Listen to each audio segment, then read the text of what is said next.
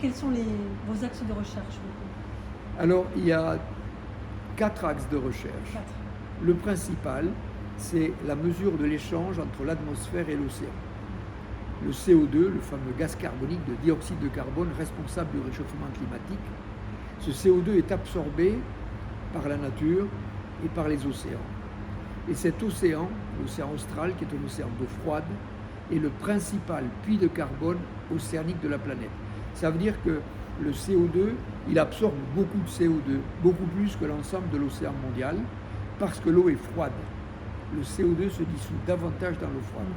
Donc on va mesurer ce qu'on appelle les échanges atmosphère-océan, la quantité de CO2 qu'absorbe cet océan. Deuxièmement, Polarpod est un navire silencieux. Pas de moteur de propulsion, pas de groupe électrogène.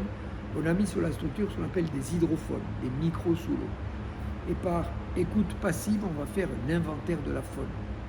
Parce qu'on connaît la signature sonore de toutes les espèces. Et puis, tiens, c'est un manchot, tiens, c'est un éléphant de mer. Voilà.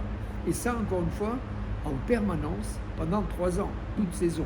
Donc on va mieux connaître la migration de ces espèces qui ne viennent en Antarctique que pour se reproduire l'été, puis qui repartent. Où vont-elles?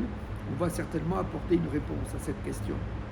Deuxièmement, on va faire des analyses d'eau de mer, l'impact anthropique, organochlorés, pesticides, métaux lourds, microplastiques, tout ce que l'on en trouve, bien sûr avec un pourcentage relativement faible, mais on mesure déjà l'impact dans ce secteur parce que les eaux sont brassées, les eaux mondiales sont brassées. Et quatrièmement, un sujet important qui est la validation des mesures satellites. Les grands observateurs de la Terre avec une grande précision sont les satellites. Ils sont bourrés de capteurs d'une très grande précision, mais un satellite a besoin de faire ce qu'on appelle le ground truth, la vérité terrain. Qu'est-ce qui se passe au sol pour calibrer la mesure? Il part avec des capteurs et donc on va donner des performances sur la hauteur des vagues, la vitesse du vent, les conditions de mer, la couleur de l'océan. Parce que le phytoplancton, les herbes planctoniques réfléchissent le soleil et donc ça permet à distance du satellite, quand on aura calibré la mesure, d'avoir une idée de l'activité biologique de l'océan. Ça, ce sont les 4 principaux sujets d'études. Il y a aujourd'hui à peu près 43 institutions de 12 pays qui sont inscrites sur ce programme-là.